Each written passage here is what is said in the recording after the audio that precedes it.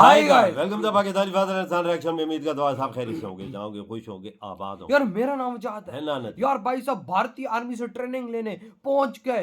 25 देशों की सेना देखकर पाकिस्तान चाइना के उड़ गए होश। ट्रेनिंग लेने 25 देशों की सेना हाँ जी, इंडिया पहुंच चुकी है। हाँ। क्या बोल रहे हो? अब वो भी भारतीय आर्मी से। क्या बना हुआ है उधर? कोई ट्रेनिंग के ले रहा है, कोई प्राइम मिनिस्टर उधर आ रहे हैं, क्या बन गया है उधर? भारत के अंदर 2026 में तो कोई अलग ही चीज हो रही हाँ है ना। वॉच करता है कौन कौन से देशों की सेना पहुंची है भारत के अंदर। तो कौन ऑन करते हैं स्टार्ट। बहुत ही बड़ी बड़ी डेवलपमेंट्स हुई हैं जिनसे आपको आगाह करना जरूरी है।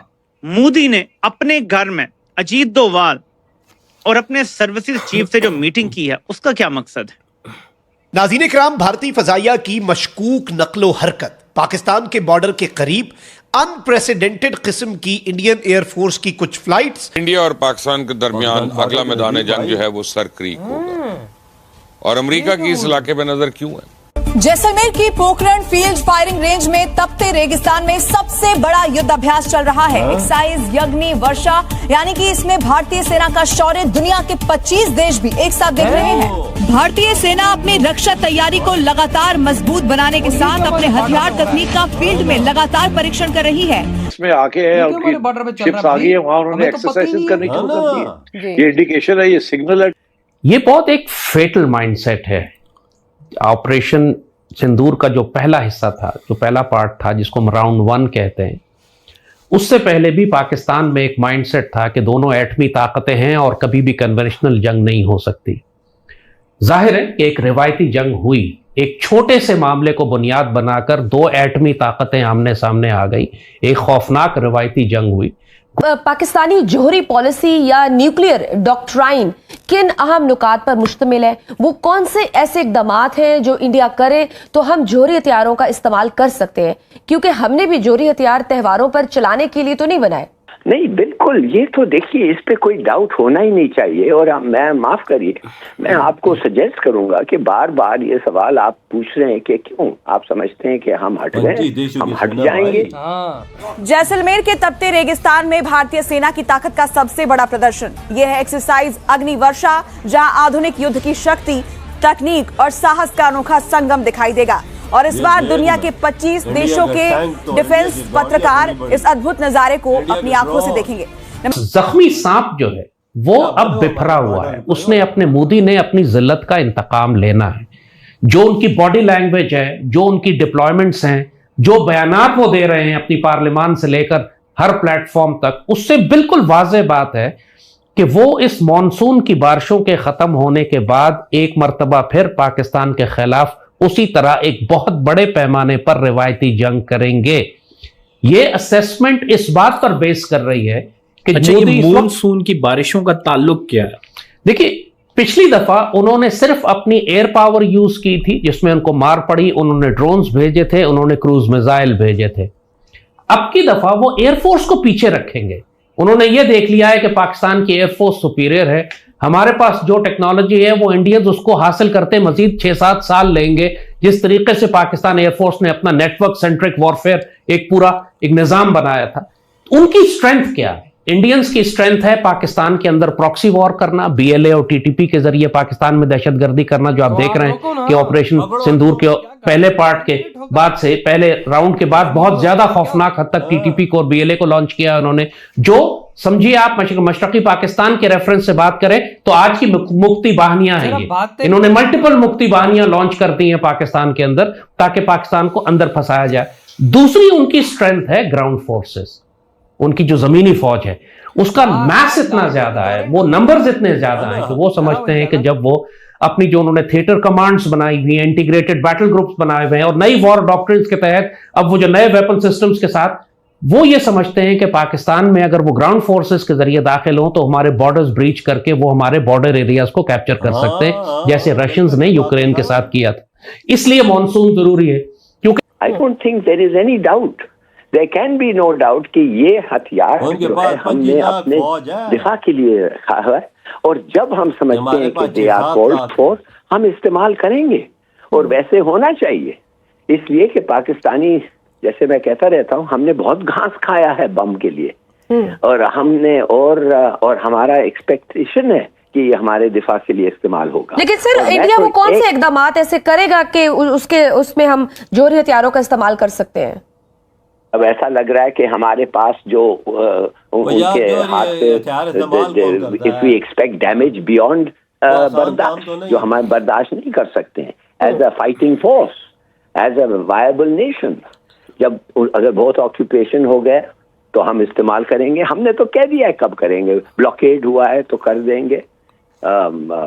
तो ये तो it is taken for granted. इस पे तो आप एक मिनट के लिए भी ना सोचे। और एक चीज मैं आपको बता दूं जो मुझे कंसर्न है, हमारे फॉरेन मिनिस्टर साहब ने कहा है कल कि हम फर्स्ट स्ट्राइक नहीं करेंगे।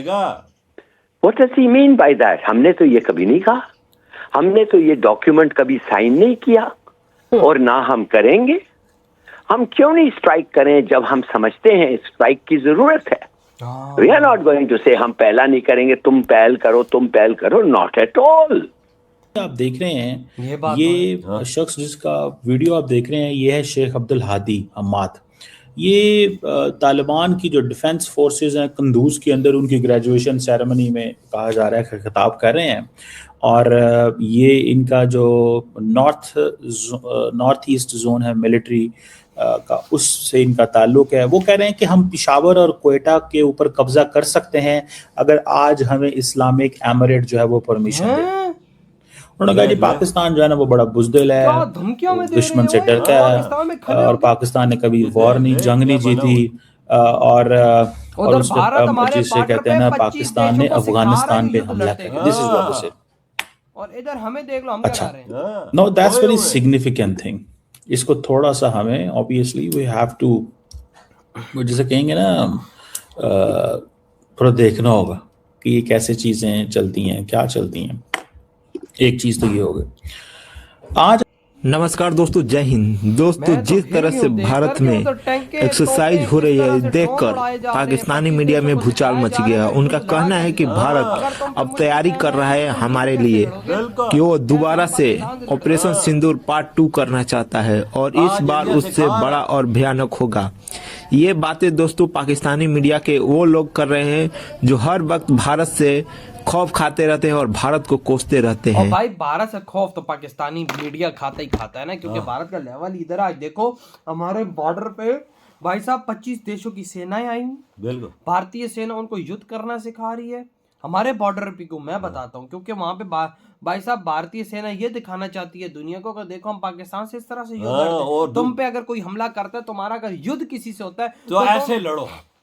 आप अंदाजा लगा ले कैसा टाइम आ गया और 25 देश उनसे सीख रहे हैं। हम क्या इधर बैठ के कर रहे हैं, देख ले। और हमें वो क्वेटा में बलोचिस्तान के एक नागरिक बोलता है, वो पता नहीं कौन है सुअर, मुझे नहीं पता, लेकिन ये है कि वो कहता है कि भाई हमें ये इजाजत मिले तो हम पूरा क्वेटा बलोचिस्तान पे कब्जा कर। ये देख ले वो पाकिस्तान में बैठ के ऐसी बातें कर रहे हैं। मैं वो कहता हूँ चुंडी जैसे लोग भी बातें कर रहे हैं हम पे यार। हाँ, जिनके पास है ही कुछ नहीं। भाई नहीं है तो बड़ा कुछ उनके पास, बड़ा कुछ सपोर्ट बड़ी कुछ है उनके पास, वो बात नहीं है। लेकिन वही बात है कि भाई साहब पाकिस्तान के अंदर ही ऐसी चीजें बनी हुई है। भाई साहब पाकिस्तान की स्टेट पे कब्जा कर लेंगे, ये कर लेंगे। भारत के अंदर ऐसा होता, मोदी जी 5 सेकंड के अंदर उसको ऐसा निपटाते कि अगला बंदा चीखे मारता, वो नजर ही नहीं आता। तो ये धरती पे है कि नहीं है ना, तो इलाज भी इनका ऐसा ही है ना। अगर ऐसी बात करता है तो उसको उड़ा के रख देना, वजह ऐसी बात कोई करता है तो वही ना, क्योंकि जब तक ये चीज नहीं करेंगे तो ये बोलते रहेंगे ना और पाकिस्तानी अवाम को भड़काते रहेंगे। बिल्कुल मोदी जी के देख ना कैसा लेवल है उनका, वो उधर कोई बात करता है तो उसको फिर बतूर के पास पहुंचा देते हैं। हाँ सही का। कश्मीर में देखो ना कोई बात करता है भाई, सफाया कैसे किया आतंकियों का भाई साहब। मोदी जी ने मिट्टी में मिलाया है और जो अभी 25 देश जो मोदी जी से सीखेंगे वो जब अपने देशों में जाएंगे वो क्या बोलेंगे भारत से, भाई क्या क्या हमने सीखा।